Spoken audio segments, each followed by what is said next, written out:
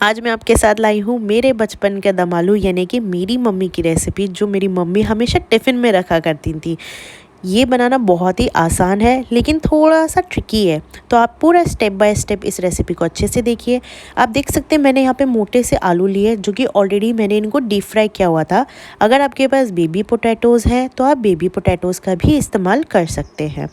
अब जो पैन हमने यहाँ पे रखा है, मैंने इसको इंडक्शन पे बना रही हूँ। अगर आप नॉर्मल अपनी गैस पे बना रहे हैं तो मीडियम आंच पे रखिए और तेल डालते वक्त इसको सिम कर दीजिए। सिम करने के बाद आपको एक बात का बहुत अच्छे से ध्यान रखना है कि ऑयल जो यहाँ पे लिया है इसमें थोड़ा सा आप ज़्यादा कर सकते हैं, यानी कि मैंने इसमें 2 टेबल स्पून ऑफ ऑयल लिया है। अगर आपको और कम करना है तो आप कम कर दीजिए। यहाँ पे मैं डाली हूँ 1 टेबल चम्मच भर के जीरा, यानी कि क्यूमिन सीड्स। इसको अच्छे से तड़कने देना है हमको, यानी कि क्रैकल होने देना है। उसके हो जाने के बाद मैंने यहाँ पे 2 बड़े बड़े प्याज लिए हैं, साथ में उसमें 2 से 3 हरी मिर्ची डाली है और उसको मैं ऐसे वाले चॉपर में चॉप कर रही हूँ। यानी कि मुझे इसका ना तो पेस्ट चाहिए ना ही मोटे मोटे पीसेस चाहिए। अगर आप बारीक बारीक चॉप कर सकते हैं तो आप बारीक बारीक चॉप करके भी इस्तेमाल कर सकते हैं। ये देखिए मैंने यहाँ पे जिस तरीके की कंसिस्टेंसी रखी है, कोशिश करिएगा आप वैसी ही कंसिस्टेंसी रखिए। अगर आप मिक्सर में पीसने वाले हैं तो ज़्यादा मत उसको ग्राइंड करिएगा, नहीं तो क्या होता है थोड़ी सी देर में पेस्ट बन जाता है। अच्छा, एक और ख़ास बात, मैंने इस पूरी रेसिपी में, जब मेरी मम्मी बनाया करती थी बचपन में, तो वो क्या करती थी इसमें लहसुन भी डालती थी, बट जो अब मैं बना रही हूँ इसमें मैंने लहसुन नहीं डाला है। अगर आप चाहें और आपके घर में लहसुन पसंद कर सकते हैं तो आप इसमें 2 से 3 कलियाँ जब हम चॉप कर रहे थे उसमें आप लहसुन डाल दीजिए। एक बात का बहुत अच्छे से ध्यान रखना है, आप लहसुन तो डालिएगा लेकिन जिंजर यानी कि अदरक को, कच्चा वाला जो अदरक होता है ना, वो बिल्कुल भी मत डालिएगा। अब इसको हमें ध्यान रखना है कि इसको हम पूरा टाइम चलाते रहना है। आप देखिएगा मैंने नमक अभी नहीं डाला है, आपको नमक इस टाइम पे नहीं डालना है। ढक ढक के चलाइएगा, तो उससे क्या होता है जो प्याज होती है वो अपना जो ऑयल भी, साथ में उसका जो खुद का पानी होता है वो छोड़ती रहती है और वो उसी पानी में पकती रहती है। तो ये है आज का आपका टिप, ठीक है। तो जब भी हम प्याज भूनेंगे तो हम उसको ढक ढक के भूनेंगे, सो दैट जो हमारी प्याज है वो चिपके नहीं हमारे बर्तन में। अब मैंने क्या किया, अपनी प्याज को मैंने बहुत ही सिम आंच पे रख दिया, वो धीरे धीरे पकती रहेगी।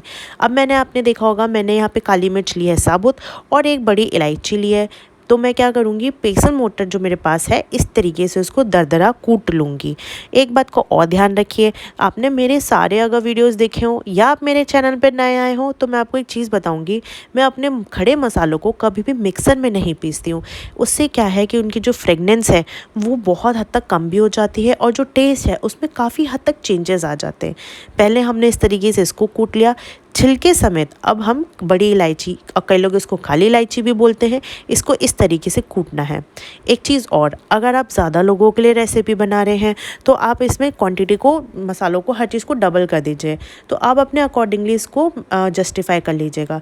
अच्छा, अब जो ये रेसिपी मैं आपके साथ शेयर कर रही हूँ, जितनी भी मैंने आपको इसमें प्रपोर्शन बताए हैं वो सारे के सारे 4 से 5 लोगों के लिए सफिशिएंट है।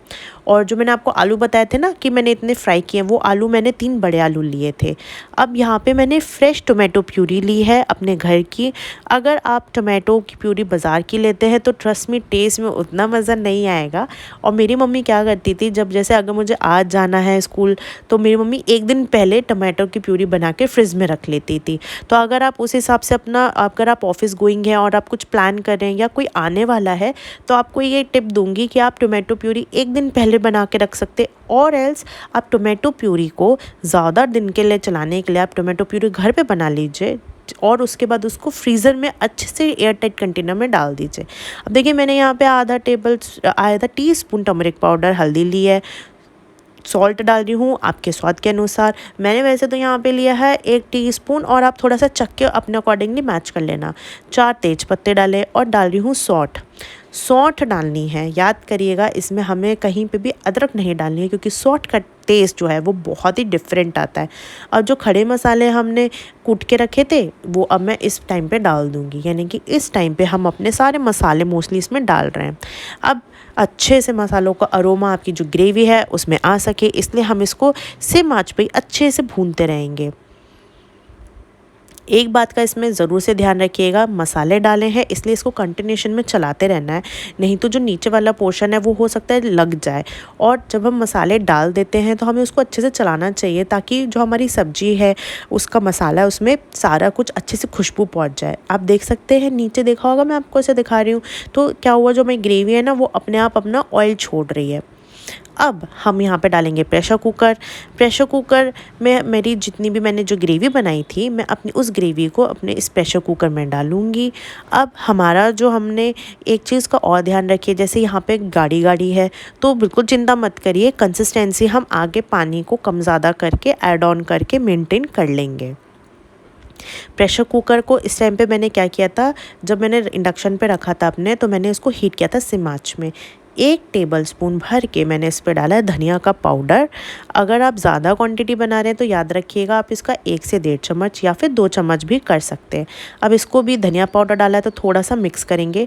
पानी जो मेरा बर्तन था ना, मैं कभी भी अपनी चीज़ों को कुछ वेस्ट ना हो या फिर जो सब्ज़ी हमारी लग जाती है तो मैं पानी उसमें डाल के जो अपनी ग्रेवी या जो सब्ज़ी या मसाले होते हैं उसको स्क्रैप डाउन कर लेती हूँ, बिकॉज़ ऑब्वियसली उसमें हमारी ग्रेवी भी है और हमारे मसाले भी है, तो क्यों किसी चीज़ को हम वेस्ट करें।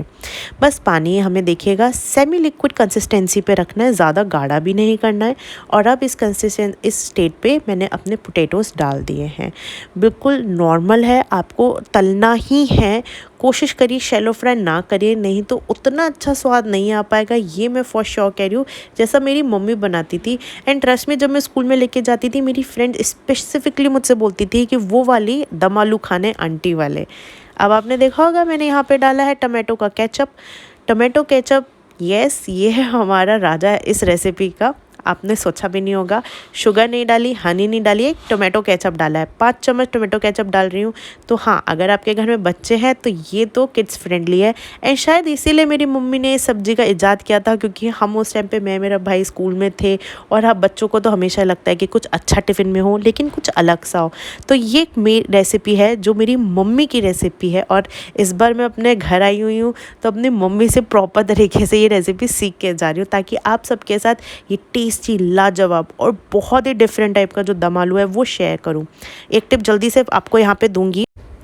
तो क्या है कि अगर आपको सुबह मतलब आपको दोपहर में अगर ये बनानी है या डिनर पे कोई लोग आ रहे हों तब बनानी है, तो कोशिश करिए एक समय पहले, यानी कि लंच में या फिर सुबह के टाइम पे ये सब्ज़ी बना के रख लीजिए। तो उससे जो मसाले हैं उसका फ्लेवर तभी बहुत अच्छा सब्ज़ी में चढ़ के आता है।